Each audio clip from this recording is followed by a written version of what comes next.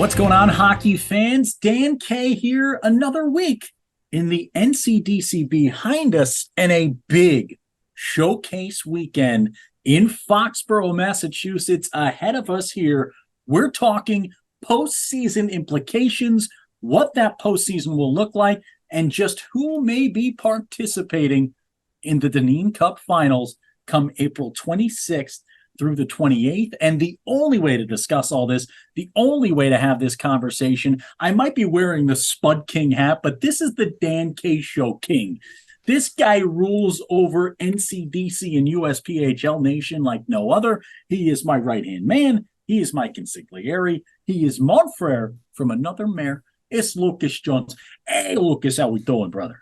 We're doing pretty good. We're inching our way closer here. The Foxborough Showcase, kind of that last little mile marker, right, before we start getting into the playoff hunt. So the NCDC going a little bit longer this year, but we know you folks at home are itching for some playoff talk. We know that's what you want. We're going to give it to you here. We're going to be talking through some playoff races, the playoff format, and the teams to be watching out for in the final month and a half of the season. So let's start playoff format. Lucas, I'm going to give you the option. Pick your division, Atlantic, Mountain, or New England. Which one do you want us to talk about first? I would say let's go with the Atlantic first. Let's go with the Atlantic Division. The storyline here, first of all, 5 teams will advance to the postseason in the NCDC's Atlantic Division. That number 1 seed, guaranteed already with a month to go still in the regular season, about a month and a half, actually. The PAL Junior Islanders, the defending Dineen Cup champions, 35-4-2-1, 73 points on the year, a plus 72 goal differential. They have been dominant. They will serve as the 1 seed. The question we still have, those other 4 participants, the 5 will play the 4 seed in a play-in game, Lucas, a 1-game playoff on March 25th. Who will be in that playoff? The question ahead of us, it could be the Connecticut Junior Rangers hosting it, right now in 3rd place with 41 points. It could be the Rockets Hockey Club with 38 points right now, sitting in that 4 spot, or right behind them, the Wilkes Wagon with 33 points. And don't look now, Toby Harris and those Jersey Hitmen climbing back in. 3-game point streak, 5-4-1-0 in their last 10. I said it months ago. Do not let these guys into the playoffs. I understand it's been a down year, kind of a rebuilding year for this Jersey Hitmen side. But Lucas, how scary would it be if this team could climb 1 more point ahead of Wilkes-Barre and get into that play-in? This Atlantic Division is a lot closer than they were at the beginning of the season. There were a lot of folks talking about a couple of runaway teams and then everyone else. Well, the division has certainly tightened up. A lot of that is due to the Jersey Hitmen, who have turned 4-6 last 10 numbers into now 5-4-1s, just inching ever closer. And for Toby Harris, getting into the playoffs, he didn't think it would be this hot. I'll tell you that much right now. But he's got a path. He's got a shot to get in there. The only thing in his way right now is Wilkes and the Rockets, Wilkes is struggling 3-4-3 in their last 10. The Rockets keeping pace, a slightly falling back Connecticut team. This Atlantic Division is a lot more interesting in February than we thought it might be back in October. Yeah, Lucas, this Wilkes-Barre Scranton Knights team, 3-4-3-0 in their last 10, just allowing Jersey to kind of kick around and mill around right there. They've got to get some wins coming up this weekend, though. They start on Friday afternoon at the home of the South Shore Kings, Lucas. That's not the matchup you want to see on the schedule for the Jersey Hitmen if you're a Hitmen fan looking for that win to get yourself into the playoff spot. They got to play the Boston Junior Bruins at this trip. They've got a couple tough games ahead of them. You look in front of them right now, Wilkes-Barre sitting in the 5 spot. Right now, they would be in that play-in game against the Rockets if the playoffs started today. The winner of that game would then serve as the 4th and lowest seed in the Atlantic. That team will play a 3-game semifinal series against the number 1 seeded PAL Junior Islanders. So it'd be PAL against the winner of the 4-5. The 2 would host the 3 seed. Right now, that would be Mercer hosting Connecticut. Could it be redemption for Jim Henkel against a Mercer team that knocked him out of playoff contention in the last game of the season last year? That would be a good series to watch between the Junior Rangers and Mercer. The winner of those 2 series will then play in the Atlantic Division Championship Series. That Atlantic Division Championship Series would be a 5-game series set from April 12th to April 21st. The winner of that would then move on to face the winner of the New England Division. Lucas, the same format in New England. Let's go talk about them a little bit here. Yeah, the New England and the Atlantic, same playoff format here. So you look at the New England division, which kind of feels like the same story. It was a 1-2 race, and you're so focused on IHC, South Shore Kings, will they, won't they, that you miss Utica with 51 points in that third seed spot. You miss the Junior Bruins pulling themselves away, now an 8-point lead over the Northern Cyclones. The real interesting story here, Dan, is in that 5 and 6 spot. Those teams separated by no more than a game's worth of points to battle for that play-in ability against what at this stage of the game looks to be potentially the Boston Junior Bruins. But with as many games as they've got left here, about a dozen games left, both of these teams, plenty of chances to really establish themselves as that number 5 seed. Yeah, 1 through 3 seems pretty set in stone when it comes to this division. But as you just talked about, there are some interesting races down there at the bottom of this division. You look at Twin City, they've got the most games left to play. They've got a lot of hockey left in front of them.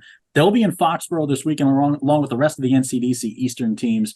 They got to play Mercer. They got to play Wilkes-Barre. They have to play Jersey. They can either help themselves out a ton, or they can make things even more interesting in the Atlantic Division if they struggle in Foxborough this weekend.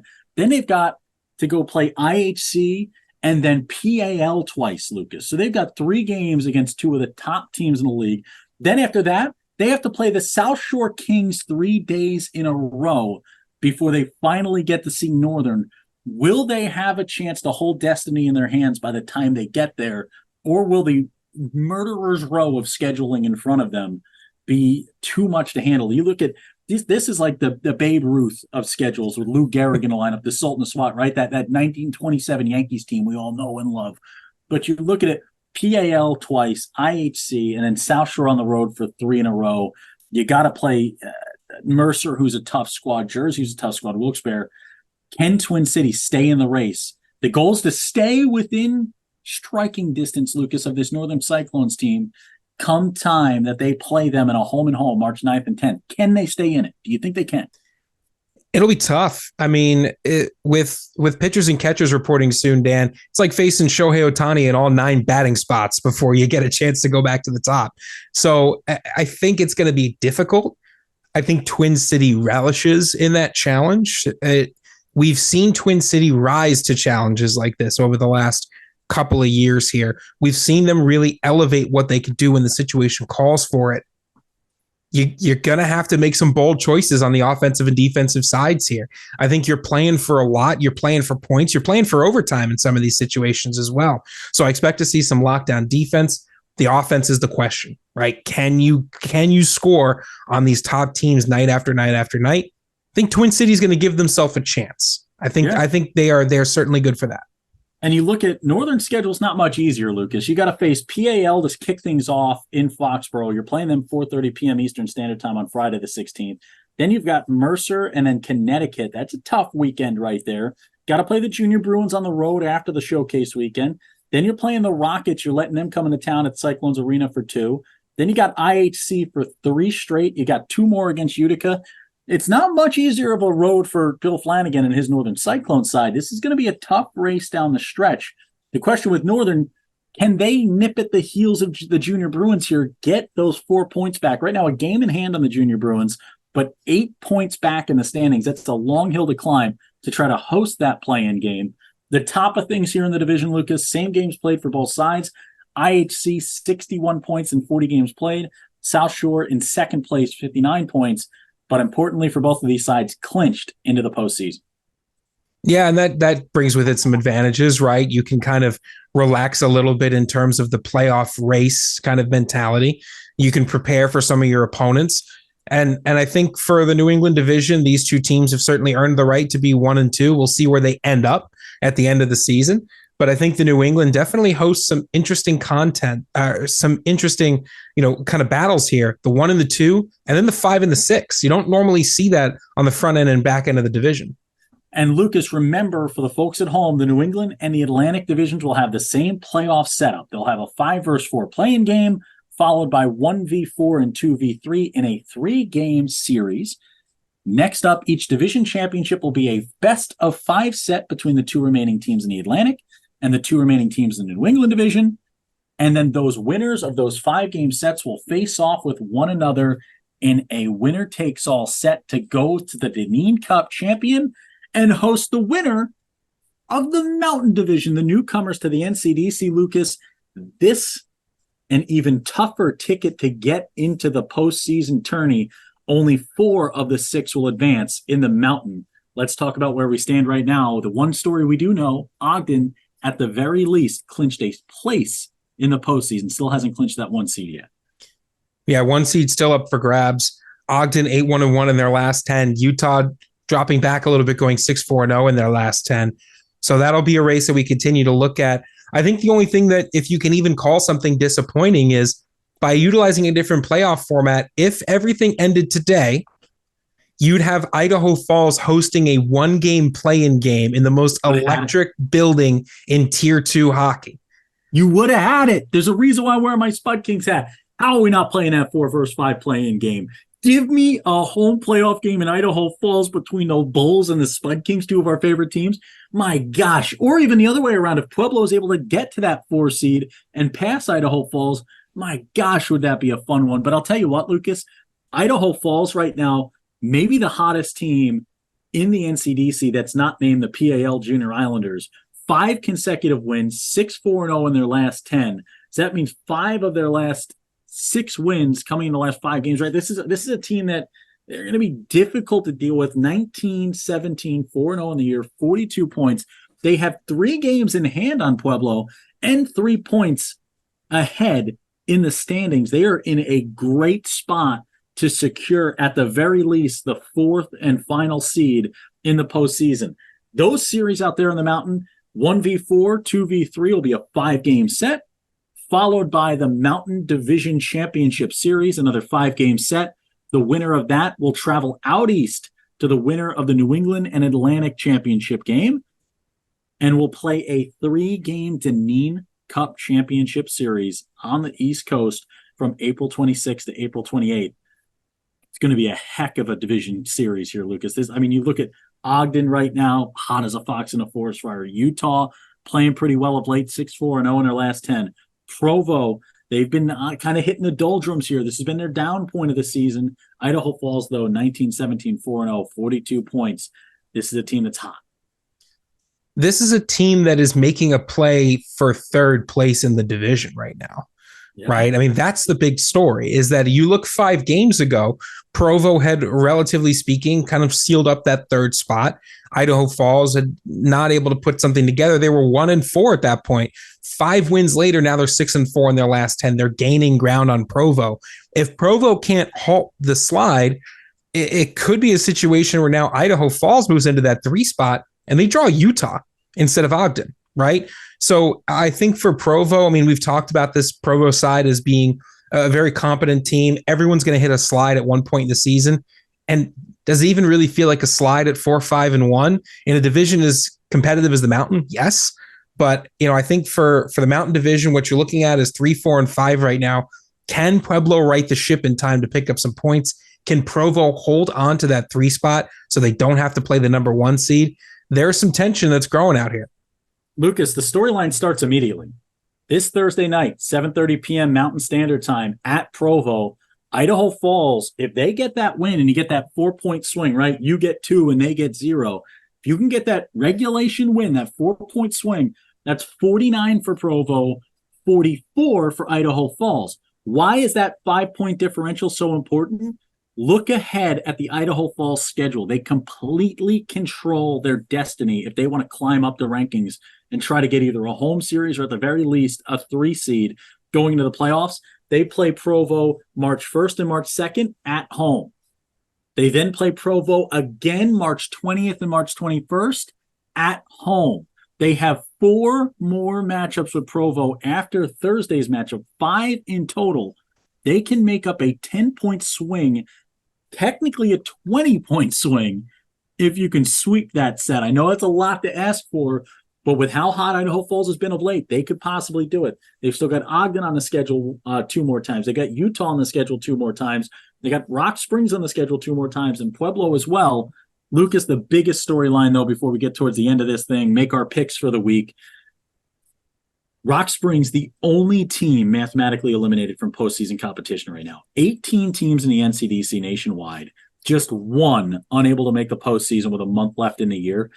Incredible parity right now throughout this league. That's what you want to see. You want to see as many teams in it up until the final weeks as you possibly can. Not only does it provide, a lot of great fodder for you and I to talk about, right? But it provides a showcase in a sense for as many players as possible to play high-level, competitive, extremely meaningful hockey. For all the scouts that watch and follow along, you're going to get to see a lot of great NCDC action as teams claw for those final playoff spots. Lucas, it is time to get into our picks for the week. And we start like this. Sometimes there are horses that like to win pole to pole, right? Wire to wire. They like to come out of the gates fast and they just gallop through. And then there's some horses that they've got a competitive spirit, some would say, inside. And they can fall back. They can stumble a bit. But when they feel that whip for the first time, they just get galloping and they're gone. And Dan Kay at one point this year was 3 picks behind Lucas Jones. And people around the country were saying, can anybody come back from such a deficit, from such a hole? How could anyone make up 3 games over the course of an entire season? And I did. I am now, for the first time this year, in the lead in our season-long pick'em series in the NCDC on NCDC this week. Lucas, with that, how would you like this to go? I think our matchup of the week is Idaho Falls versus Provo Thursday night. I'd agree with that. On that. Yes. Would you like to pick your game to pick first, or would you like me to pick my game to pick first? I think you should pick your game first. Okay, I will pick my game first. And Lucas, I think as you kind of dig through the schedule, the most interesting game to me might just be a team in the Boston Junior Bruins at 7 p.m. Eastern on Saturday, February 17th, playing against the Jersey Hitmen. This used to be a matchup. Most years, this is the must-see matchup. These are the 2 favorites for the Deneen Cup final, and this is the go-to. This year, both organizations in a bit of a rebuild, trying to rejigger everything and figure out what they're doing with these rosters. A Hitmen team that is just a hair out of the postseason. And in Dan Kay's style, I think the Hitmen might resemble me a bit in these picks. I think they've been quiet, dormant, like Godzilla, just napping at the bottom of the ocean, and then someone's got to come around and drill for oil and wake up the old beast, and here he comes, damaging cities, terrorizing the people.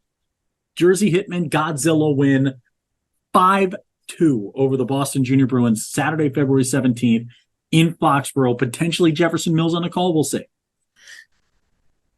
Interesting that you take the Hitmen there as kind of your Godzilla team. I kind of see myself more of a Kong type. While you're asleep at the bottom of the ocean, I'm swinging through trees. I'm hanging out. I'm awake. I'm doing stuff. I'm keeping myself in shape.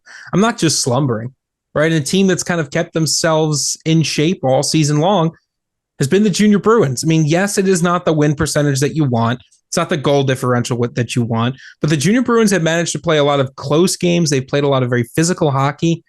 I'm going with the Kong. I'm going with the Junior Bruins here. I feel like while the Hitmen story has been really fun to watch this year, I will give you this, Dan. A Hitmen team that knows that they need points will probably take this game to overtime. The Jersey Hitmen have played, it feels like, more overtime games this year than anybody else in the NCDC. So I wouldn't be surprised to see that, but I'm going Junior Bruins. I will put the Hitmen on blast right now, and Toby Harris and Jim Hunt. You guys might be terrifying to talk to in person, but through a camera. Exceedingly terrifying. Not in a bad way, but like they're serious men. And I, very unserious as a guy out here. Gentlemen, you owe me one. I'm 0-2 picking with the Hitmen this year. You have absolutely sold on your boy and your main man, in the words of Tristan Garcia and the great Mario Giannazzo. You have to win for me. You can't let me down again, Toby. It's not allowed. You are my Dun King. It can't be that hard to get a win for me this week, Toby. I need a win for you on Saturday. That's Toby Harris. Lucas, your game of the week. What are you picking? Well, my game of the week is going to have some implications here for this New England division. Saturday, February 17th at the Foxborough Sports Center, the Twin City Thunder taking on the Wilkes-Barre Scranton Knights. Ooh. I think this is where Twin City establishes a little bit of a run here. They've got a tough schedule. We already talked about that a little bit, but I think this is a game that they can take 2 points from. We can win it in regulation, and I think this is going to help bolster their resume to try to get into that play-in game. I would call this a must-win for both teams. A must-win. I think if you're Wilkes-Barre, you got to look at this Twin City game as a gettable game. How many gettable games do we have on the schedule, right? If you're Twin City, you're looking at it the same way. It's a gettable game. How many gettable games are they going to have after Wilkes-Barre? If Twin City loses to Wilkes-Barre, it is less of a must-win for Wilkes-Barre because of the way the schedule plays out for them the rest of the way. Twin City must win this game. If Twin City does not win this game, mathematically, there's still plenty in it. But I do not see, you talk about an election night path to victory. I don't see a path to the playoffs for Twin City if they're not taking 2 points off teams like Wilkes-Barre. Both of these teams happy to settle for overtime. I think it goes to OT. I think Twin City overtime winner. I also have Twin City in this one. Yeah, I agree with that. It feels must win, not mathematically, but certainly for the eye test, for that path to victory. It's got to start here. It's got to start now. The Dan K Show NCDC Game of the Week, the Idaho Falls Spud Kings at the Provo Predators. Would you like to pick first or second, Lucas? You're down 1. You get to choose. I will pick second. You'll pick second. I am going to stick with the hot hand here. I wore a Spud Kings hat because this game was our game of the week. What a game a couple weeks ago from the Spuds. We got a ton of DMs from Spud Nation about it. I am an advocating member of Spud Nation. I am a potato man myself. I can't digest them, but I do adore the taste of a potato. I'm going Potato Kings. I'm going the Spud Daddies. I'm going the Potato Zaddies. I got the Spud Kings in a win. I think they continue the hot streak. They win their 6th straight. They move to 5 points out of the 3 spot in the Mountain Division. Watch out for the Spuds down the stretch. I wouldn't want to play Idaho Falls come playoff time. I was thinking about this game a little bit last night as I was eating some tater tots that I had made for dinner. Delicious. And just thinking about Spud Nation and the 5-game winning streak and, how this team is really proving themselves down the stretch. But then I look at this Provo side and they're just not playing to their potential right now. I think that's something that we've seen over the last maybe month and some change, that this is a team that's better than their record, better than their last 10, better than the statistics are telling you. We talk a lot in the power rankings about roster depth and how rosters pass the eye test and how much confidence we have in them. I have confidence in this Provo side. I think that they are playing below their potential right now. I think they're going to handle business and they're going to keep handling business, and they're seeing themselves only a few points up on the Spuds, and they're thinking we need to start getting into playoff shape here. So I think Provo is going to take this one, but I'm not going to discount what the Spuds have done, in the last 10 game stretch here. They have made this mountain race very interesting. They have turned on the Jets. Yeah, and nothing scarier than a potato with a jetpack strapped to it. I mean, and an angry Spud with a jetpack? No thanks. By into space they go, ground control to Tater Tom. But that's where we close the show. That's it. I got nothing left for you. I can't say anything better than that. Lucas, parting words. That's NCDC this week for this week. Dan K, Lucas Jones. Be sure to follow the most watched show in junior hockey at @the_Dan K Show. Anything you need, it's right there. Facebook, Twitter, or X, TikTok, Instagram, wherever you want to go, at @the_Dan K Show's got the answers for you. www.dankshow.com. You want to partner with the Dan K Show to give a business that you think should be up in bright lights with the most watched show in junior hockey? Send it our way. Reach out in the DMs or go to dankShow.com. Contact us today. When Dan K's on a mic, it's always hockey night. Reach out and let us know your thoughts on who you think will be playing come Deneen Cup Championship time with the Dan K Show on your call, April 26th to the 28th.